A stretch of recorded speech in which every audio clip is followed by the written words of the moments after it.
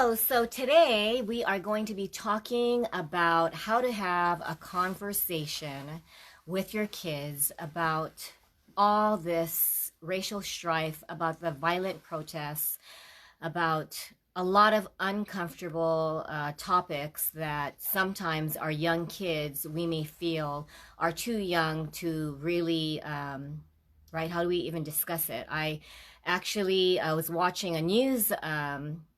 It was just a little, I don't think it was the Today Show, but there was an African American mom whose second and fourth grade children asked why did George Floyd, why was he murdered? And it was over, they were like, wait, it was over a possible like fake $20 bill. His life was taken because of that. Why did that happen, Mom? And so this is where I wanted to take the time to discuss not just the violent protests and just awkward or maybe very uncomfortable conversations that I think all of us, as parents, we are uncomfortable talking about things like this. So I'm not sure if I'm going live. It says live. Well, I'll just be doing this and I'll replay it. Even if no one is watching. So anyway, as you all know, many of us are angry. Many of us don't even know, we don't feel safe. I know Sabrina is reluctant in going back to California. Before it was concerns about whether she would be safe from the virus. Now it's feeling safe, whether, she'll be, I don't know, at Target and it'll be looted or some violent act will make her feel unsafe to even move back. I'm sure she will move back eventually. But right now, all of us are focused on what do we do? How do we handle it? And so today, I actually interviewed my friend who is from the Caribbean. And she's a nurse in New York, and she talked about her opinion and just her input about how she felt.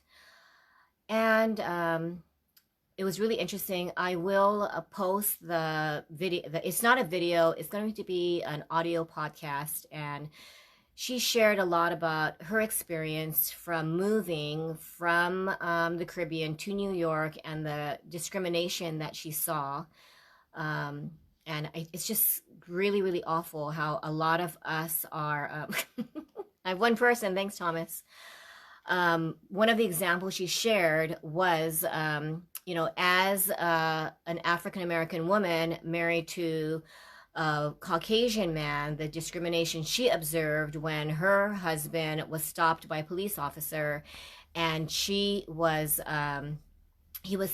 just stopped by from having a broken taillight. And so the police officer just said, I just want to let you know, be careful, go ahead and change your taillight, and he went on. Well, her other friend, who is African American, a respected dentist, was stopped by a police officer for the same infraction, and he was fingerprinted. He was actually arrested, and his wife had to bail him out after he was in jail overnight. This is a respected dentist, but because of his skin color, he was actually arrested and in jail. And it was just such a scary experience. And we were talking about how we explain this to kids. This is, we talk about Martin Luther King, we talk about justice, we talk about, how we all should be treated equally. America is supposed to be a place, right? And it's like justice, equality, for all. But when she talked about systemic oppression, and I said, can you briefly describe that? And it really is how laws are created, right? And it's supposed to be for all, but unfortunately, some laws or some people, if you are a minority, you are treated differently, and the laws don't seem to, you are expected to abide by the law, but the law enforcement officers and people in positions of authority are not exactly following that same, right? They're supposed to be upholding the law. And I think what the whole controversy is and the violence, it stems from the fact that why should, right, if you are a 16-year-old African-American boy in wherever, New York, you see all of these police officers mistreating your friends and people who are not white, right? Then why are you expected to follow the law when the law enforcement officers are not, treating everyone equally? So the topic of conversation would be today is like, how do we talk about it? I think instead of being scared to talk about it, instead of it being a unforbidden or a forbidden topic, I was asking my friend Betty, what do you think parents should do? How do they discuss it? And she was saying how we need to be or teach our kids, right? It's like, be open, be, it's teaching like tolerance, compassion mostly, and learning not to judge. I think so many of us judge. And I was talking to Sabrina, who went to Kamehameha schools, how there is reverse racism. And it's because of how Hawaii, the overthrow and how Hawaii was forced to become a state. Many times in Hawaii, we might, because Betty's first question was, can Hawaii even relate to racism?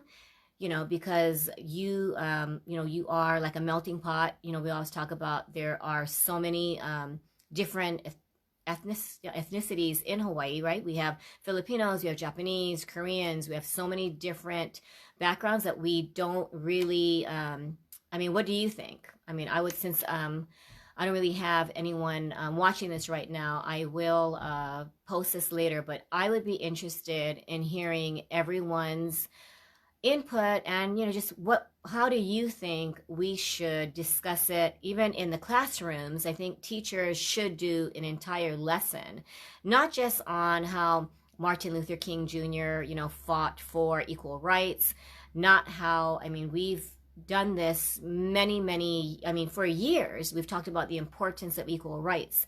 We talked about how it is wrong to be a racist, and how we just really need to stop these violent, inhumane, it's really inhumane treatment of of the African American population, and how do we even talk about it?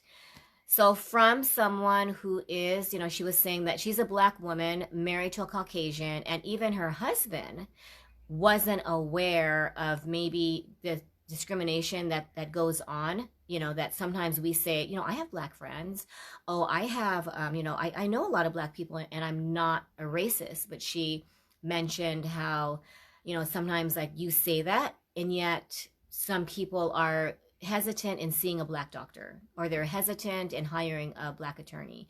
And she said, if it's true, how do we teach someone the importance of learning not to allow racial discrimination to happen in society? And then as an individual, if you're a parent, what is your role in teaching our kids? How do we, teach the importance of being compassionate? And I think the topic here, yes, it is about the protest. It is about, I'm not discounting that the horrifying murder of someone who was so innocent that, so what if he had used a counterfeit $20 bill? Should he have been treated that inhumanely? To actually murder him, all because of, we all know that it was definite discrimination, definite racism. But then when we talk to kids about it, it's not just issues where violence is known, right? It is, sometimes it's because of racism. Sometimes it's because of, we've had some people who come out and they're gay, and then they also experience discrimination. So I know she was talking about, I forgot what his name was, but he's a very famous writer. And he published a book, I think it was in 1969.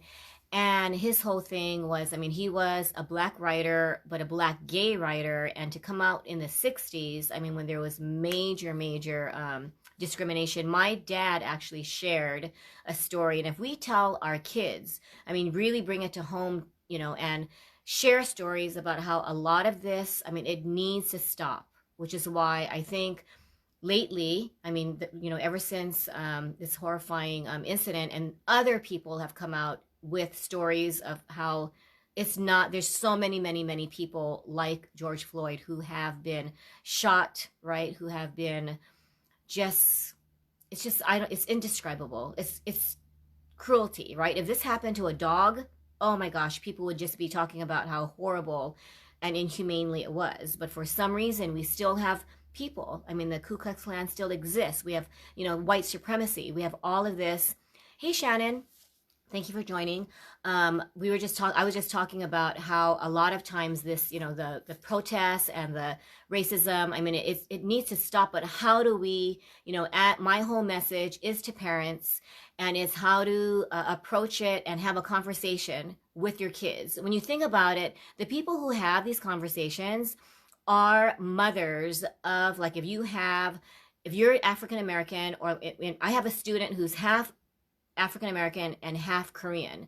So his mom had to sit down and have the talk with him, right? It's like, how do you treat if you are stopped by a police officer, if you even are anywhere near a police officer, how do you react? If you're in a car, you make sure that your hands are shown, you make sure that you don't really give eye contact, or you just make sure that you are not even seen, as the slightest bit of disrespect might land you in jail, or worse yet, might lead you to like a George Floyd incident, right? And so I'm just going to reiterate real quick about my friend who I interviewed. She's from the Caribbean, and how her friend, who's a respected dentist, I mean, can you imagine your respected dentist? He was also jogging in a park, and these police officers cornered him and asked what he was doing, and he was just jogging.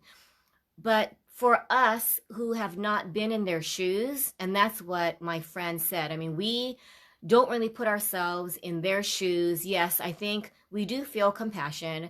We feel, I'm sure a lot of these police officers, I don't know if you read or heard about this police officer who is white, who always wanted to be a police officer.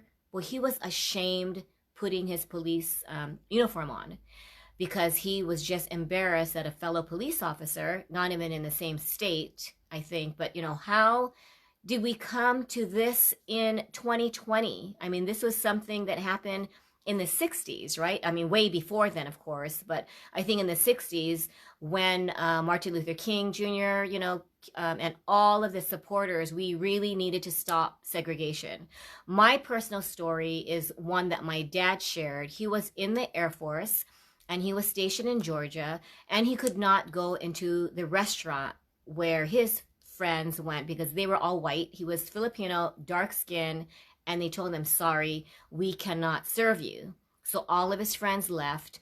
But, as a Filipino in the South, he was treated like someone that was not acceptable, someone who did not deserve the respect. And so I just can't imagine. I mean, my dad, was always taught me, and I think Sabrina mentioned that as a family, we really never even talked about, like, why would you even allow, like, race or gender or even belief systems, right? We've always taught our kids the importance of acceptance, the importance of compassion, the importance of not judging.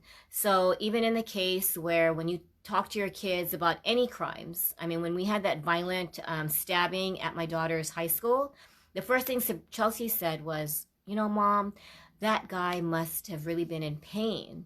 That 17-year-old boy must have been in pain for him to stab someone.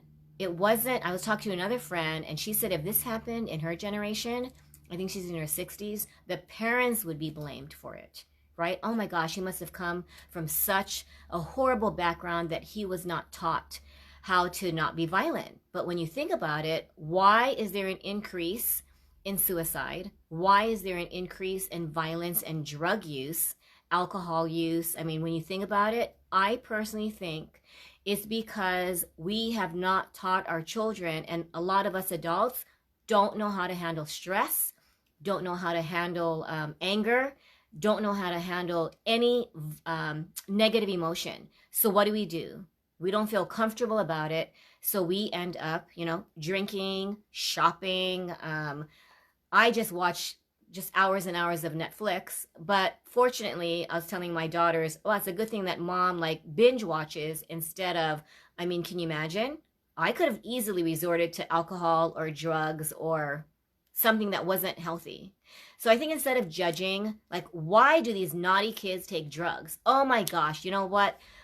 He just robbed a store, or they looted. The reason why, and I was talking to Betty, my friend who is from the Caribbean, so she speaks with a very classy British accent. I was telling her I just can talk to her for hours and just, we connect, but she said she never had anyone even remember her birthday. Apparently, people don't even celebrate birthdays, but we came to the conclusion that they were so poor that they didn't even want to celebrate or could not celebrate birthdays. So they didn't even tell kids when their birthday was.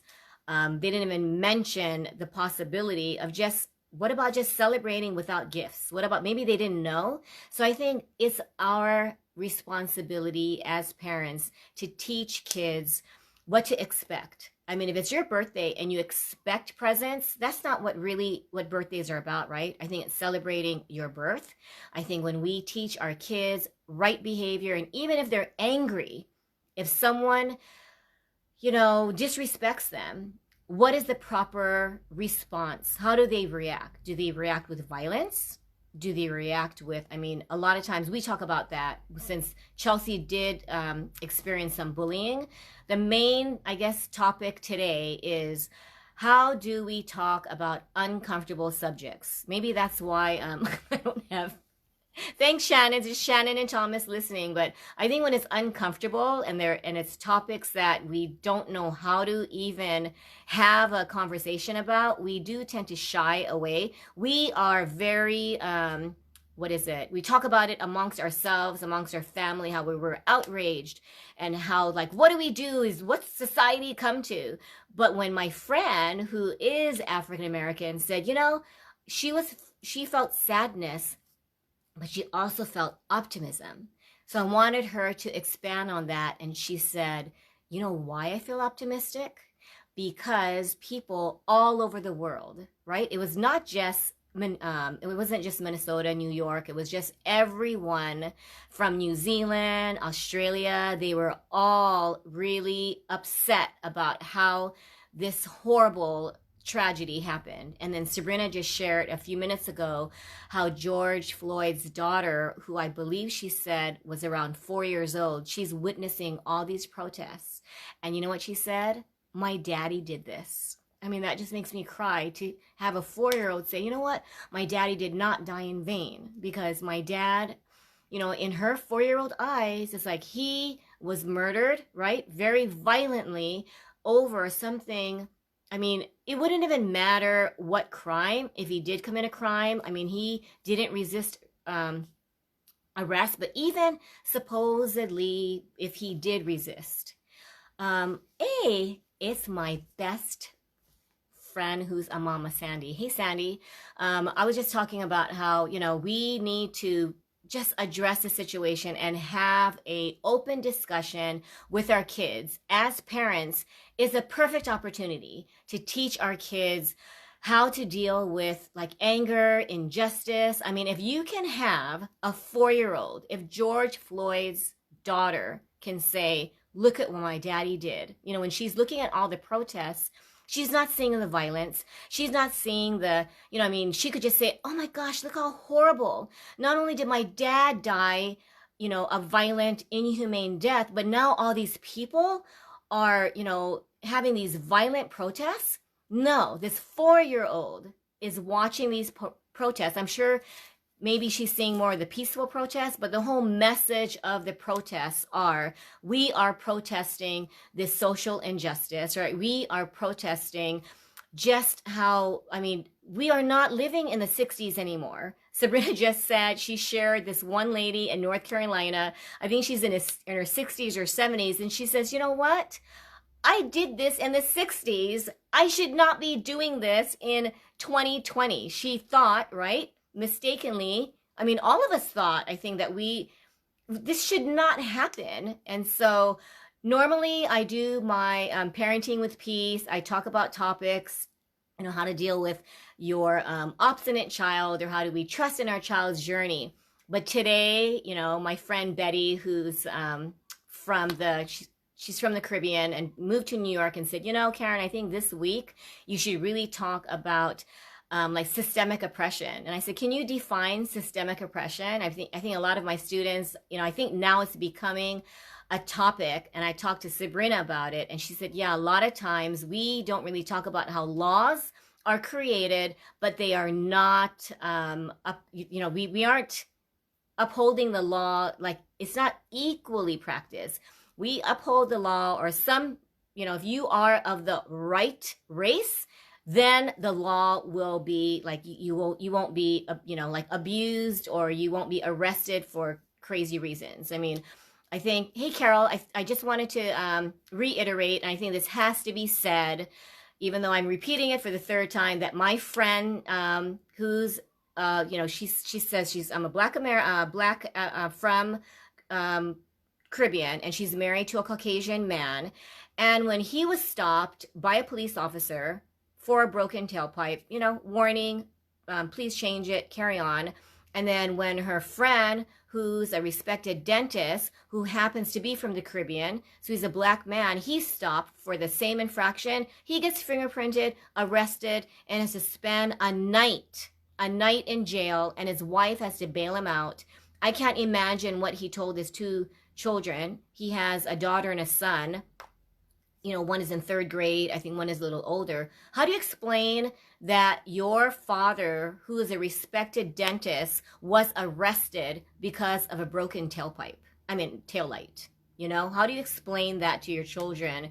Would this happen in Beverly Hills? Would this happen to, a white man driving? And this is where our children need to be told. They see it and they hear the anger, but if we don't teach them how to handle anger, we don't handle anger by looting, by violence. But even Betty was saying, but she understands it, because picture yourself, if you are someone who's been abused by police officers and you are not treated with respect, but you are, told you better respect the law. We're not going to respect you, but you better respect the law. Their automatic reaction will be, I'll show you. If you're not going to respect me, then I'll end up looting. I'll end up, creating all this unnecessary violence. But is it really about George Floyd now? I mean, now when all of these, I think my friend in Washington said that frozen water bottles are being thrown, tear gas is being used. I mean, when these people are being injured from what started out as peaceful protests, and I know there are good police officers there, there's bad police officers, just like there's good doctors out there, and then we have, bad doctors in any profession. I think if we take the time to teach kids, because now they might think, are all police officers like that? If you're a child, I have a teenage student who is 14, half black, half Korean. I can imagine what he's feeling like right now, right? Are you going to be safe returning to the mainland? I mean, he's lived in Germany, he's lived in Kansas, he's lived in, I think, California, and he's witnessed and experienced bullying because of his race. So now, if you come from that background, and, when he's 18, when he's on his own, will he trust being around police officers, or will he be afraid, right? And this is where, even in Hawaii, Sabrina was telling me about, kids at Kamehameha, and how they were really, it's like reverse racism, right?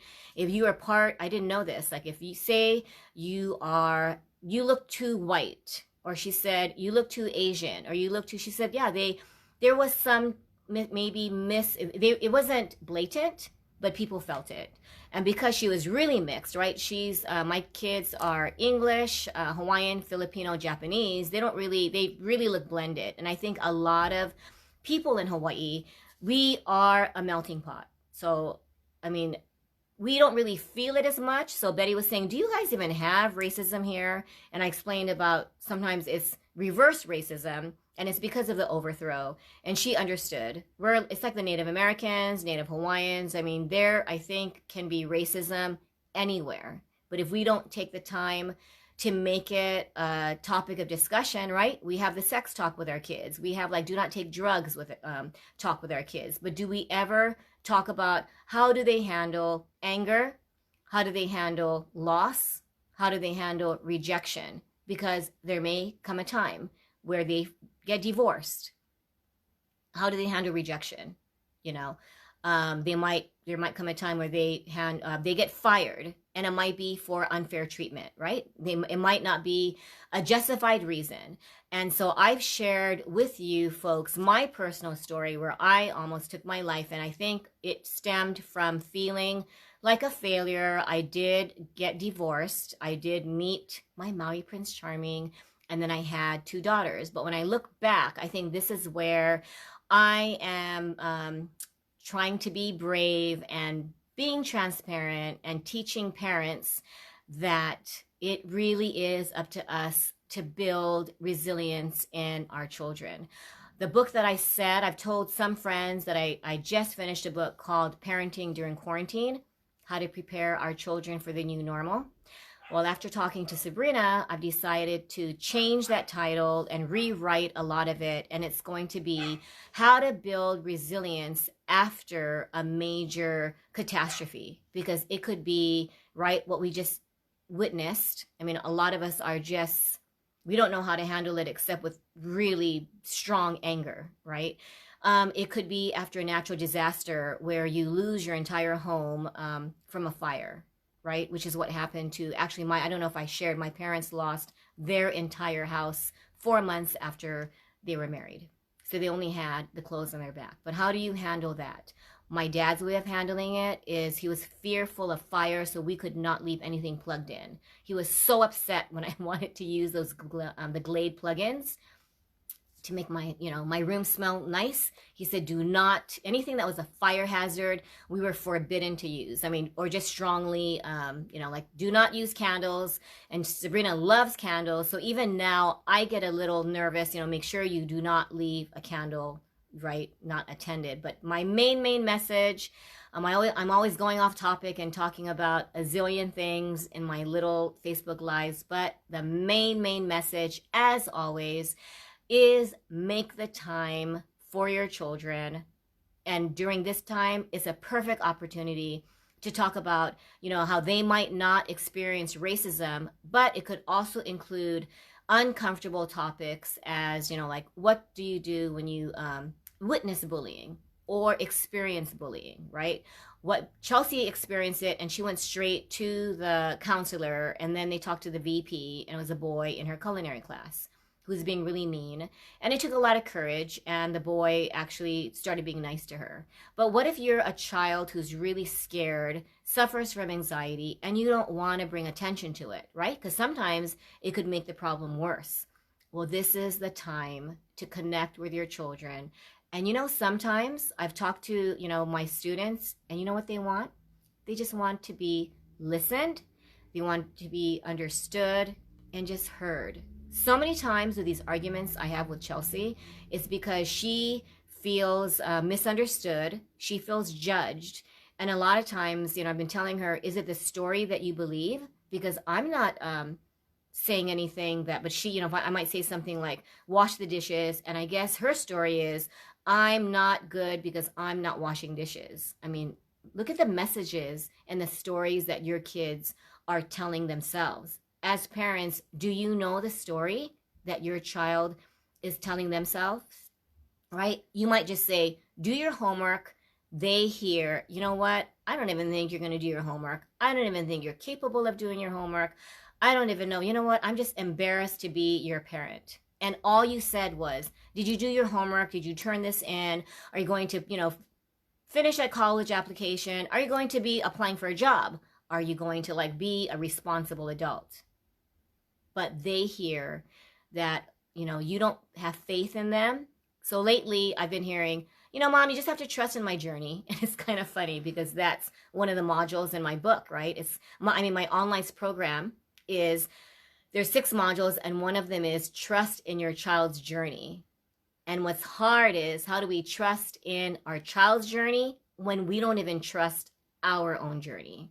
And I really had to think about that. How do we teach, or how do I teach parents to trust in their journey and their children's journey when I question my own journey? And this is what I came up with.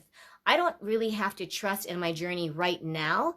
I can be filled with fear. I can be filled with anxiety and just like, oh my gosh, what's going to happen? But know that it's okay not to feel that you trust it, and know that, it's kind of like this too shall pass, that it's okay not to feel that you are ready to trust, but in the back of your mind, you constantly remind yourself that things will be okay. I mean, if we have conquered bubonic plague, we have, when you look at all the catastrophes, I looked it up last night on 2020 tragedies, right? And the Australian bushfires, right? I didn't realize there was the Ebola virus that killed thousands of people in the Congo in Africa. And then we've had natural disasters. We had the death of Kobe Bryant. So whenever we have just unexpected tragedy, a lot of times we go into the pessimistic hopelessness. Sometimes like, do we even trust in our own journey? And how do we even trust in your child's journey? So my question is, if you are an African American mom, how do you trust in your child's journey given what happened this past week? I mean, that must be really hard, right? To trust that, okay, my child will be okay. In that incident, I think we just have to just make ourselves, our child, feel safe in their home right now. They don't have to think about what might happen next. They don't have to think about all the fears that are, but you can talk about it. I think a lot of kids, sometimes they feel like they're suppressed because they don't know how to talk about it. So I think my final message is just be brave, courageous, even though you don't know how to start the conversation, just start it. Wow, so what do you think? I mean, this is like going all over the place. What do you think we should tell these protesters? We might not be able to tell them directly, but as a 10-year-old, as a 16-year-old, even as a 30-year-old adult, make it a topic of conversation. And we need to just, instead of being more angry, I've been hearing a lot of people express anger because of people who are expressing anger in violent ways. So instead of just talking and feeling the anger, let's make it a topic of conversation. So I ask you, how do you deal with the anger that you feel when you witness such, it is unnecessary violence. It's total like injustice. It is the definition of injustice, and it's something that's so, Betty said it's so symbolic when that man's foot was on, George Floyd's neck, and even these shootings that happen and these deaths that happen. She said this is what, in Grenada and Dominican, the Caribbean islands, all of them, they were once slave, right? They were once slaves. And she said when the slave owners moved back to Britain, this is why she speaks with a British accent. And this is where they don't really have many white people there. So there was no discrimination. There was no racism.